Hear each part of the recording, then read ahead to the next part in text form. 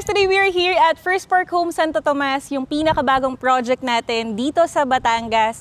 And location-wise, napakaganda po ng location neto. Along the highway tayo, Maharlika Highway, and 10 minutes lang din po to SM Santo Tomas, Pure Gold, Lianas Mall, and SNR. For today's video, gagawa po tayo ng house tour ng Calista Townhouse natin. Lalo na po si Calista Mid kasi 2019 pa ata yung huling Calista Mid actual turnover natin. So, gagawa tayo ng updated video. But, before that, bago tayo mag-house tour, mag-i-intro muna ako. So, dyan lang po kayo and stay tuned!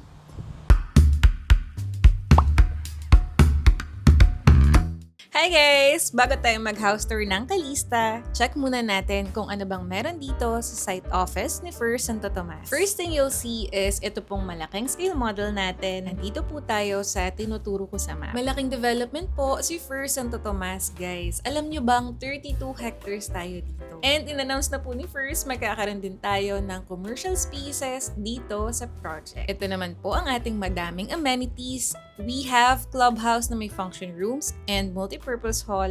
We also have a basketball court, open cinema, swimming pools, and madami pang iba.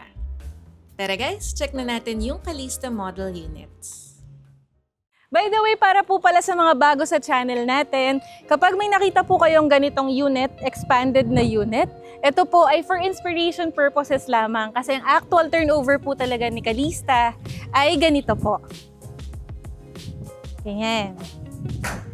For the Calista Mid na house turnover, ito po pala ang floor area natin. 40 square meters regardless of the location or kung Calista Mid yan, Calista End or Calista End Corner. Kapag Calista unit po, ang floor area ay palaging 40 square meters. Tapos sa typical lot area guys, baka magtaka kayo kasi 50 square meters na yung nakalagay. Kasi sa ibang project po natin, ang typical or standard na lot area ay 44 square meters. Dito po kay First Santo Tomas, 50 ang ating minimum or standard na lot area. That is not to say sa ibang project po, 44 square meters, diba? Pero hindi ibig sabihin wala tayong bigger cuts doon. It's just that sa ibang projects natin, hindi po ganito kalaki yung parking space. So ang advantage ni 50 square meters, kasya po kahit SUV, van, AUV, pick-up, 4x4 na vehicles, kasyang-kasya. Ayan, kasi ganito siya kalaki. Turnover-wise, ang included po, itong gate. So, kasama na po yung gate natin, itong fence. So, hindi na po kayo gagastos ng additional upon turnover para magpalagay ng gate at fence kasi included na po siya kapag nag-turnover tayo. Ito pong turf stone, itong mga bato, tsaka yung landscaping, yung lawn improvement, ito lang po yung hindi included. Kasi kapag tinurn over po ito sa atin, lupa po yung sa parking space natin. So, lupa po ito lahat. Yung papasukin nating unit, ito po ay actual turnover. Ibig sabihin, kapag naka-receive na po kayo ng house inspection, kapag din-deliver na po yung unit nyo, kung ano po yung nasa loob, ganitong-ganito po yung makikita natin upon turnover. Tara po! Welcome! Yan, ganito po ang ating fully finished. Dito muna tayo sa main door. Ang main door po natin ay lightweight na steel. So, bakal po siya. Pero magaan. Ang advantage po ng ganitong door is noise reduction, tapos mas durable siya, water resistant, fire resistant, unlike kapag kahoy, tapos prone pa sa anay kapag kahoy. So marami pong advantages ng lightweight na steel. Yun po yung main door natin, tapos double lock na rin po tayo. Tara po, pasok kayo. So ito po ang ating flooring, included na rin po. Naka-vinyl tiles na po tayo. Tapos painted walls na rin po tayo, color white. And then, included na rin po yung provision for cables, wires, and internet, pati yung mga outlet. Ayan. Yung mga socket natin. Ayan. May provision na rin po tayong kasama. Tapos, ito po yung breaker natin, guys. Condo style na din siya. Hindi na yung makalumang color gray na box. So, ayan po ang ating breaker. Tapos, sa ceiling naman, meron na rin po tayong kasama na ganitong included. Tapos, included na rin yung mga provision for lightings. Yung bumbilya lang po ang hindi kasama. And then, dito naman po sa windows, yan, glass na sliding window po kapag facing sa harap. So, ang advantage na ito, kahit patayin ko yung ilaw, maliwanag talaga siya. Tapos, pag umaga, pwedeng hindi na kayo magbukas ng ilaw tsaka electric fan. Bukas nyo lang yung mga windows, tapos mahangin na. And then, dito naman po ang ating kitchen. Okay, ganito na po ang ating turnover ng kitchen sa Calista units.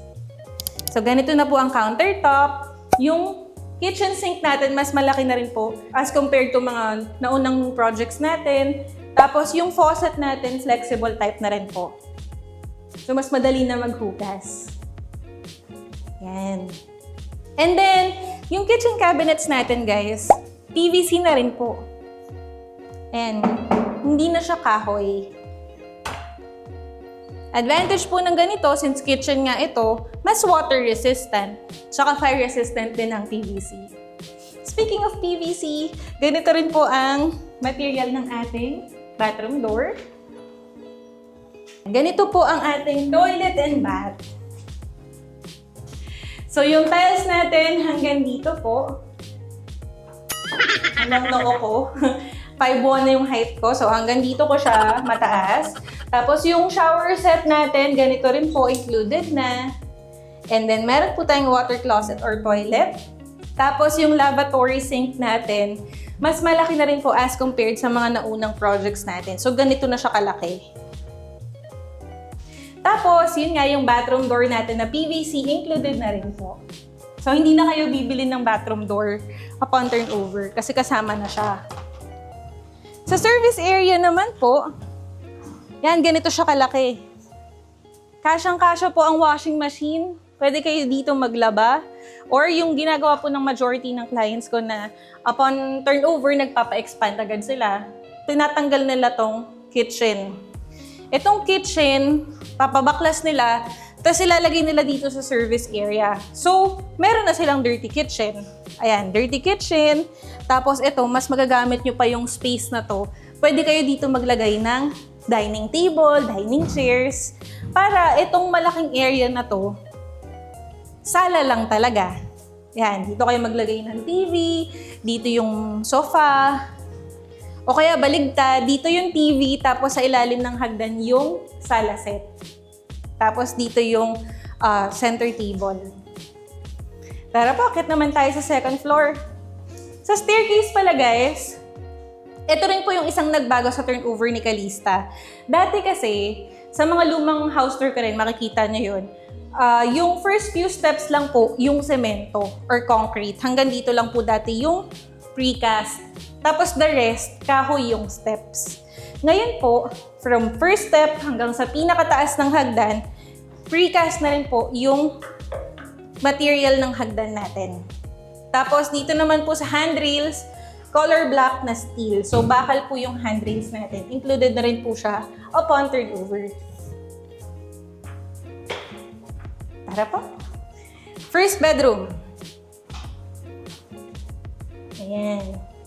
Dito guys, pwede kayong maglagay ng closet or lagayan ng bag, lagayan ng sapatos.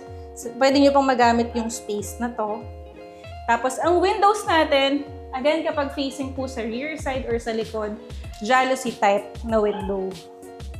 Tapos kung makikita nyo tong space sa likod, ito po ay provision for expansion sa likod na ng unit natin. As in, ganyan-ganyan po yung ito-turn over sa atin. Kasi minsan tinatanong din ng clients, Ma'am Romina, ganyan po ba talaga yung abang nyo? Meron ng slab? Yes po, included na. As in, ganyan-ganyan po yung abang natin for expansion sa likod. Kung gusto nyo pong mag-add ng additional bathroom or isa pang kwarto, pwede po kayo dito mag-expand. Tapos, dito naman po, and pwede kayo dito maglagay ng single bed. Pwede rin pa ganito. So, kasyang-kasya. So, actually, kung gusto nyo pa ma-maximize yung space, pull-out bed or pull-out cabinets. Kung gusto nyo po maglagay ng double deck, dito yung suggestion namin kasi mas mataas yung ceiling sa part na to. Ito po ay precast wall, semento yan. Dito naman po, provision for window type aircon. So, included na rin po siya. Okay. And then, for the partitions natin, yes po, may kasama na rin tayong partitions. Lightweight material. This is Hardiplex. Tapos, ito guys, ito yung pinakabago sa turnover ni Calista. Dati kasi, ang mga bedroom doors natin, PVC, same po nung pintuan sa bathroom. So this time guys, ang turnover na po natin sa bedroom doors ay kahoy na po. So ganito na rin po ang bedroom doors sa kabilang unit. Ito na po yung parang pinaka master's bedroom natin. So mas malaki tong kwarto na to compared sa kabila. Yan. Pwede kayo maglagay ng queen size or king size na kama. So, up to you kung paano nyo i-maximize. Pwede kayo yun nga yung pull-out storage, tapos hanging cabinets. And then dito, pwede kayo maglagay ng built-in closet, pa L-shape na closet, pwedeng-pwede. So, up to you po kung paano nyo ma-maximize yung space, depende sa design. And then, dito naman, sliding window. Tapos, sa harap po, pwede nyo pang i-maximize yung space. Pwede kayo mag-expand pa harap, either kwarto or balcony. So, ang laki pa ng provision for expansion nyo kasi hanggang dun pa yung gate nyo, guys. So. Tapos, yung view natin, not sure lang kung Mount Makiling yan, pero feeling ko Mount Makiling yan kasi Santo Tomas, Batangas. So, ito po yung view natin. Nakaka-relax talaga. Kaya malamig din dito, lalo na kapag Vermonts, tapos hanggang February. So, for inquiries, guys, please message me on my social media accounts. Pwede po sa Viber, sa WhatsApp. Pero mas mabilis po ako mag-reply sa Facebook page ko, tsaka sa Facebook profile ko mismo. Yung may blue na check. Yeah, so please message me first before tayo mag-schedule ng site tripping para ma-assist ko po kayo ng maayos, para masendan ko rin po kayo ng sample computation and project details before tayo mag-meet in person. Marami tayong projects na merong Calista units, hindi lang po dito kay First Park Home Santo Tomas. So, yan. Thank you guys for watching. See you soon po. Bye!